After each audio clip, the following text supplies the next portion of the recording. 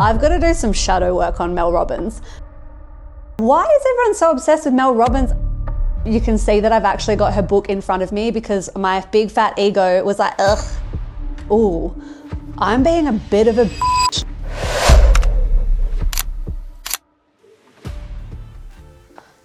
Welcome back. It feels so good to be back this season and I am loving the feedback that I am getting. So thank you so much if you have left feedback. I really appreciate it. If you have left a review, it really helps me to get more incredible guests like last week's guest. So if you listened last week, you will know we had a big gnarly conversation all about shadow work with Felicity Morgan, who is one of the best shadow work coaches in the industry and has been one of my mentors for a few years, which is why this episode today was a very accidental but perfect segue, because today is about a little bit of shadow work that I had to do on myself recently. A bit of a scenario or a few contexts, a few moments in a row that led to me going, ooh, I'm being a bit of a bitch. Like, what the fuck is this about? And I had to do a little bit more inquiry and I had to really get my ego to shut the fuck up so I could see what was going on underneath this internal kind of bitchiness. So I ask that if you're listening, you listen with a very generous assumption and you also listen with an open mind, because I'm going to share like the gnarly shit that goes on inside my brain sometimes, because at the end of the day, I'm a fucking human, as are you. And so as I share this personal story about how I had to do a little bit of my own shadow work in relation to Mel Robbins recently, which is so interesting because I love the woman, like I do. We're going to get into that in a moment. But as I share my story, I'm going to also ask and invite that you think about how this might play out in your relationships. And it might not be a relationship with someone who you actually know. It could be, like in this scenario, someone who you follow, a celebrity. It could be someone that you have never actually met or someone that you look up to. And I'm just going to ask you to look at how this could also be playing out for you and to just invite yourself to always go a little bit deeper and have a bit of curiosity about the gnarly, unhinged, rogue shit that happens in our minds. And before you do the love and light, like, oh, I don't judge anyone and I'm all love and light and I never think bitchy thoughts. I never think judgy thoughts. I've transcended any of those. That is bullshit. We are humans, and because we are humans, we have an ego and we have so much gnarly shit that goes on inside. It doesn't make you wrong. It doesn't make you bad. And if there's anything that this conversation can do, it is to normalize the quote darker sides of ourselves, the internal part that isn't love and light, that isn't, positive mindset and reframe, and we've coached ourselves through it, but to look at the internal pieces that are actually a bit cooked, right? So if you've ever had that feeling of, like eye roll, or there's someone who you just can't stop watching even though you say you can't stand them, or there's someone who every time their name is mentioned, you feel this internal like this internal ick. If there is an ick, a cringe, a judgment, an internal bitchy comment, anything like that, that's what I'm going to share today. And I'm going to share the full circle moment and how I got to have a look at a mirror that actually gave me so much clarity, so much inspiration, so much insight back into what it was that I was actually missing and that I had been feeling a bit lost with for a while. So today's episode is about the shadow work that I had to do with Mel Robbins. And if you're watching on YouTube, you can see that I've actually got her book in front of me because my big fat ego was like, ugh, her book. But I went and bought it. I've been reading it and there's just so much gold here. Before I go into like why it was Mel Robbins that sort of triggered me a little bit, and I use the word triggered very lightly, like it wasn't like a full dysregulation. It was this slight internal like, ugh, and this feeling internally of like, oh, why her name again? Or when people mentioned her, it was this internal process of like an eye roll that I just felt. And I was like, that's so interesting. So before I get into that, before I unpack that and explain the shadow work that I did, what it meant, how it got me to more clarity, how it actually helped me in so many ways, I want to explain the background or context that is going to make this make sense for you.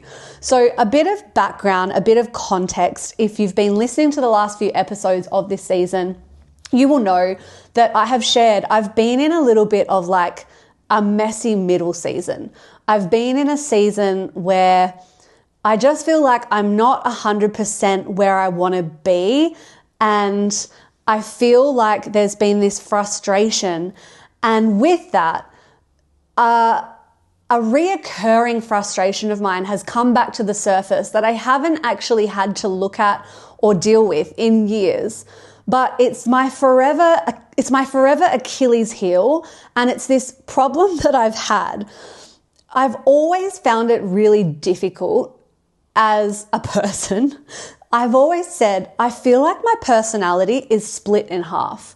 I feel like my values are split in half. And a lot of the time I don't know how to make these two oppositional sides make sense.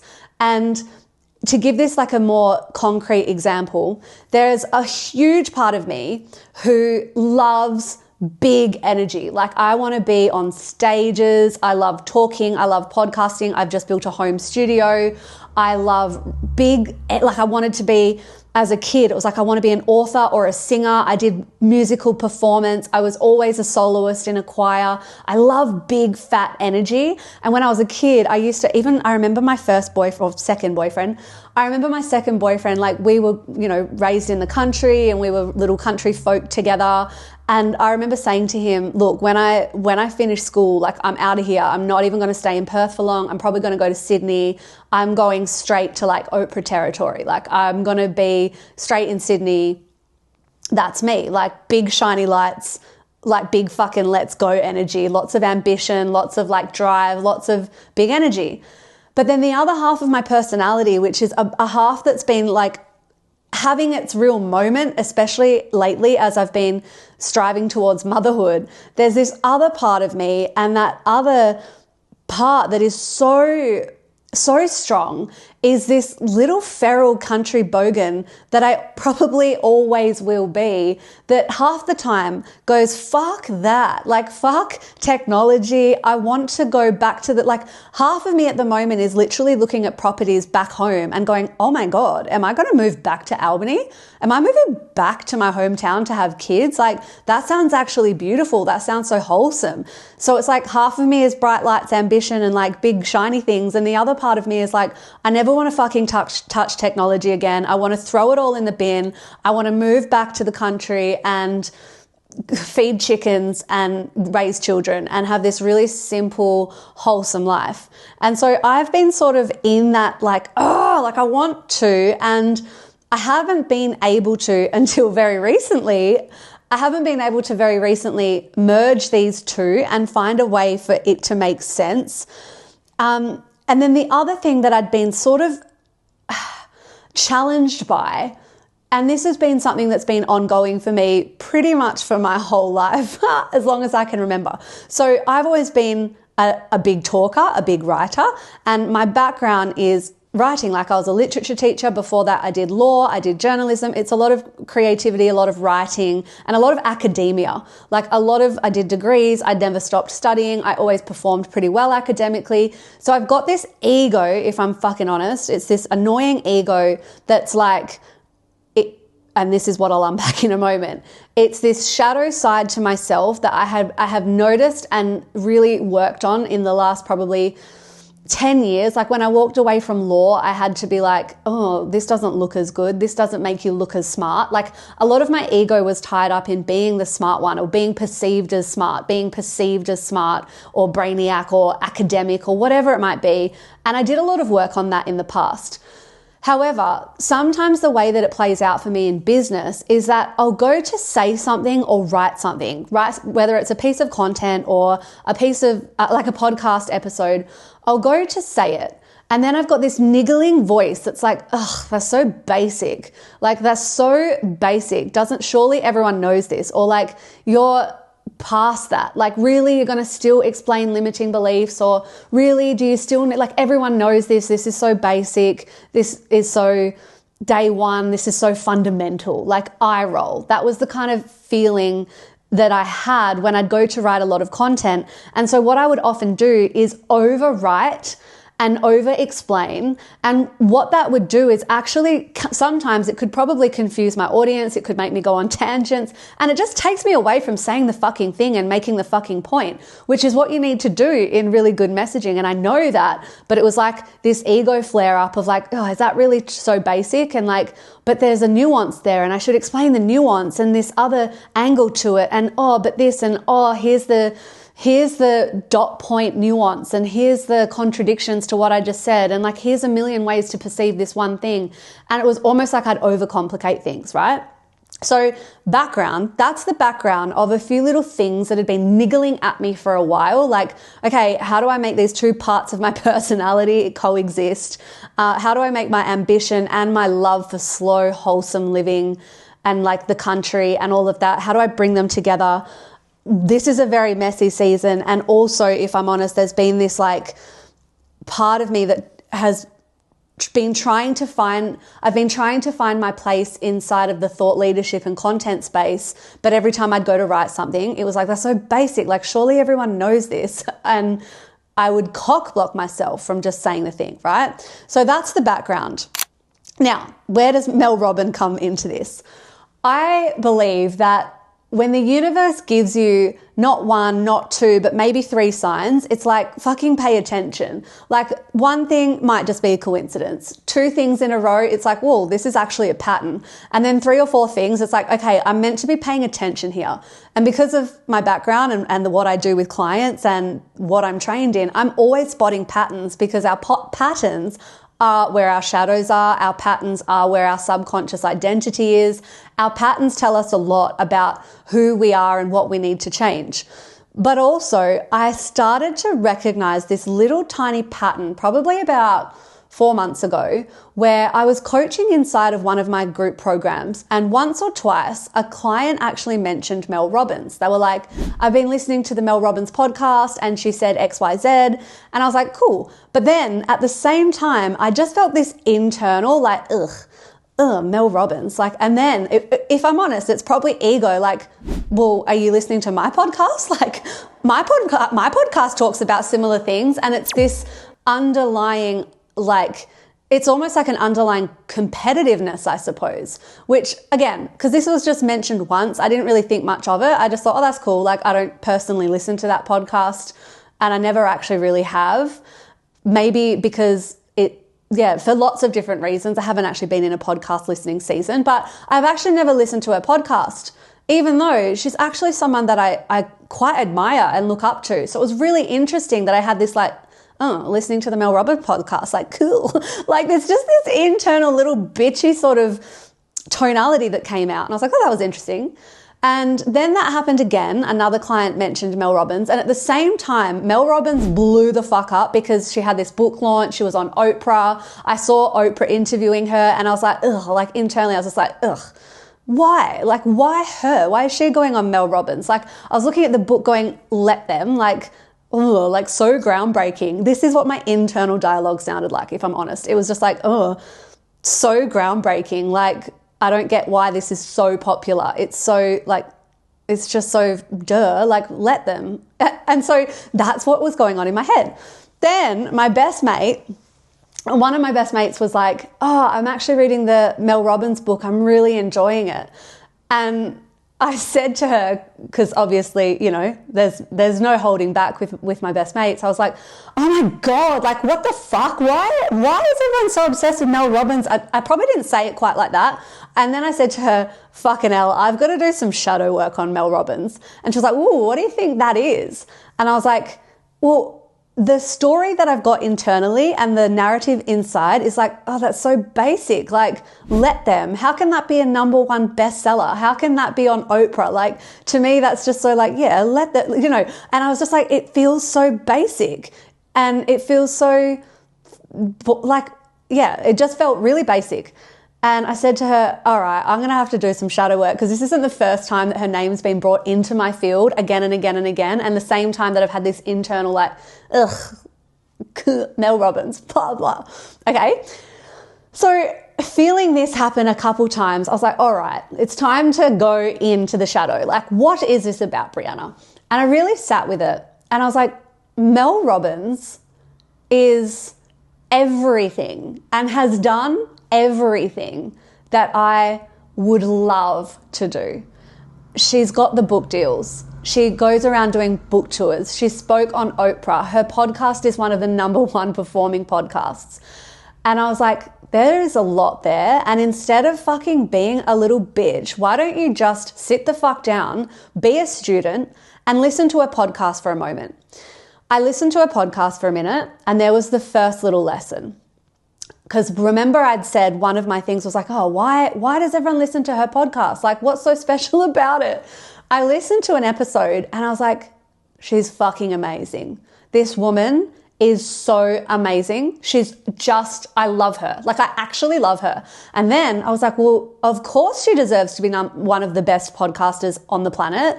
The research that she puts into it, whether that's her team or her, I don't care. She's an incredible communicator. She does a lot of research into her topics and you can really, really tell that. She holds a great space and she has this beautiful, beautiful way of being able to still be this really down to earth, beautiful, grounded human. Like, I think she might even be like small town. I don't know where she's from in America, but I think she is that exact thing that I see myself as.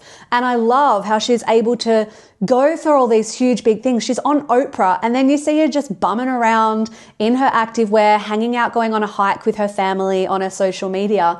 And I'm like, she is actually such a fucking expander for me. And actually she's showing me everything that I see as me, but haven't actually expressed yet, haven't fully expressed, haven't fully actualized, haven't actually gotten to the level that I want to. And there was a lot there. So when I listened to her podcast, I actually started taking notes and I was like, right, how can I improve my podcast? How can she show me things? How can she teach me things? How can I actually let my ego just step to the side for a minute and just fucking listen up like a student? Because there's actually, and this is what the shadow work is, right? There's often when we've got this judgment towards someone, or we've got the ick, or we've got the cringe, or we've got something going on that we think is about the person outside of us, it's never about them. It's about what the fuck is going on internally. And when I look at her, she is actually everything that I see myself as. I see myself, like I said, I'd been struggling with like, how do I let these two parts of me coexist? I'm a very down-to-earth country girl.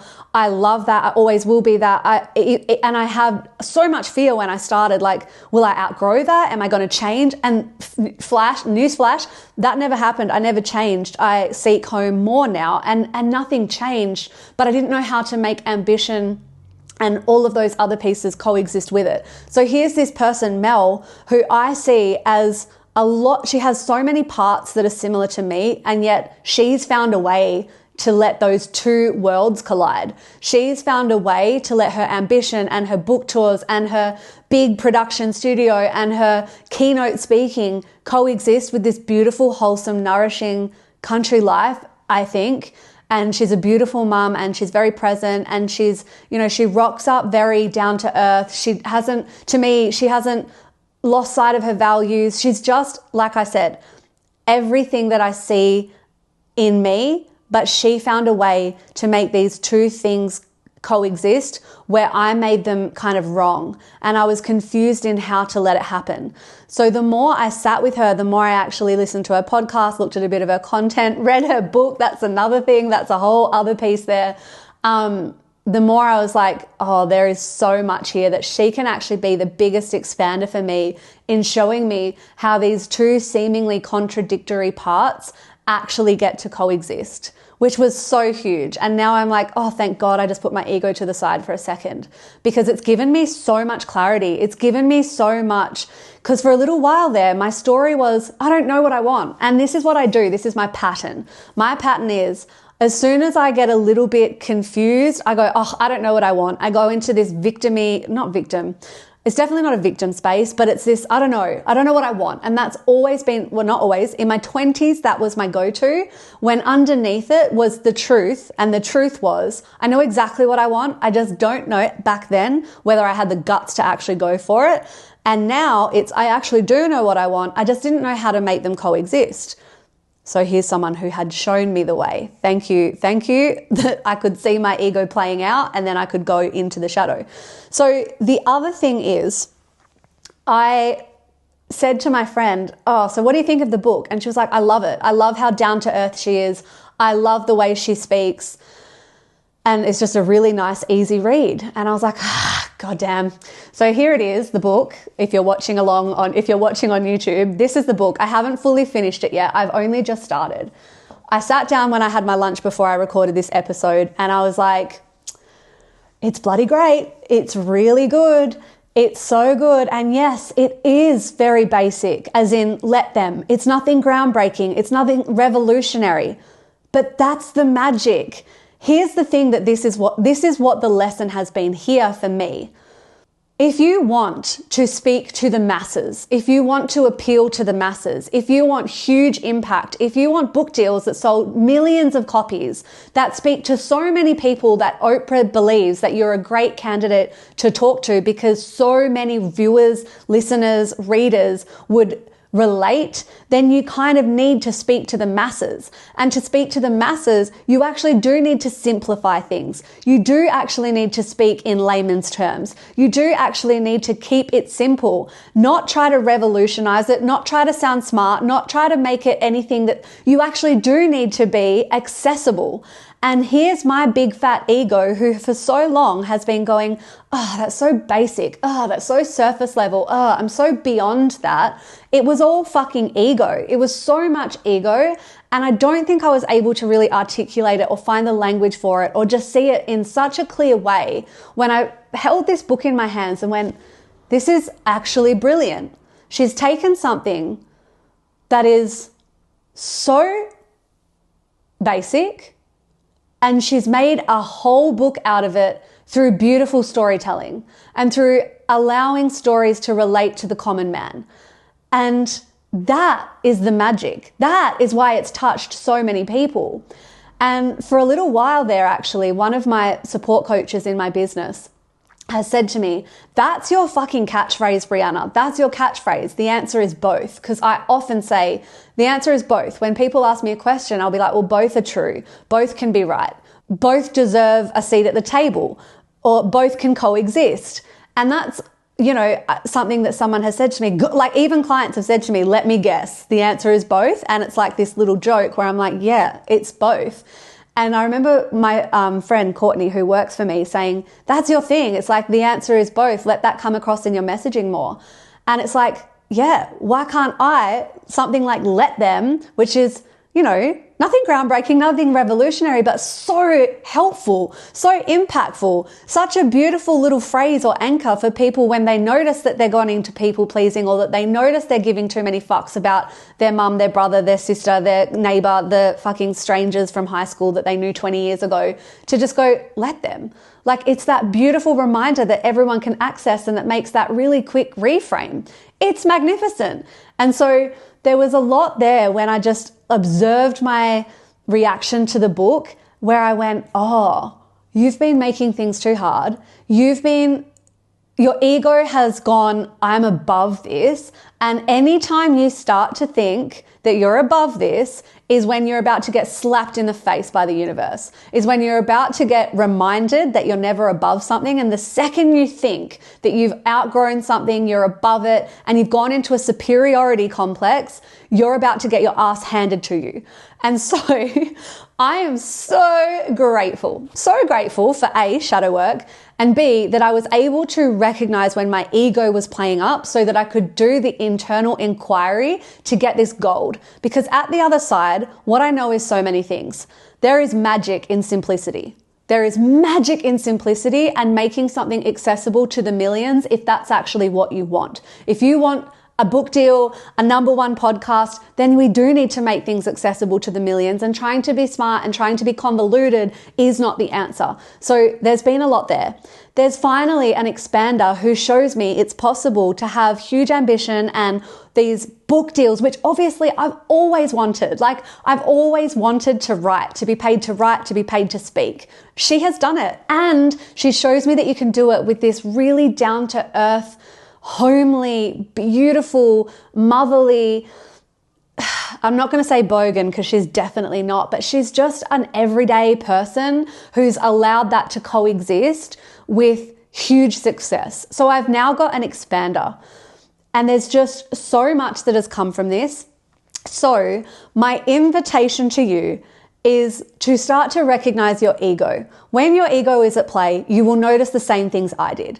It will be those signs where it's like, even though you say you don't like someone or you're not interested, you do keep watching their stuff. Or when people say someone's name, you find that you've got this internal ick or resistance or judgment or defensiveness. Anything of that nature is a beautiful red flag, or a green flag, I would say. It's not a red flag, it's a green flag. Like, let's go. Let's look into this. Let's go into the shadow because there's something here for me. And that's when we find so much clarity, so much healing, so much expansion, so much when we stop saying the problem is out there, that they're the problem, they're too this, they're too basic, they're too this, and where our judgments are actually an invitation to hold up the mirror and go, what is this here to teach me? What is this here to teach me? So that was my lesson. That's what Mel Robbins has taught me, the trigger that taught me so much. And I'm so grateful because what a beautiful human she is. What a great speaker. What a great podcaster. What a great writer. What a great human.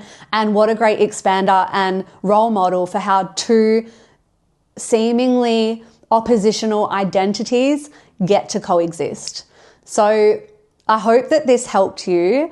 It does feel like a slightly vulnerable episode because I'm just sharing the gnarly parts of my internal dialogue, but also I know that every single human has it. And if you tell yourself you don't, you're fucking lying. You're lying. That's all it is. You're a human and you have an ego, and that's why this stuff comes up, and it doesn't make you wrong or bad. It gives you something to inquire about. It gives us an opportunity for growth, an opportunity for insight, an opportunity for clarity. So thanks, Mel Robbins. That was great. If you liked this episode, please, please, please subscribe. And if you haven't already, please leave a review. It helps me so much. And maybe one day I will be like Mel Robbins, or I'll be on her show, or I'll have her on mine. And you guys can be like, we helped you do that. And you were here for the whole journey, and you were here for the whole ride, and all of the messy, middle, gnarly bits that make us human along the way. So please like, subscribe, share, all of the things, and I will see you back here next week. Bye.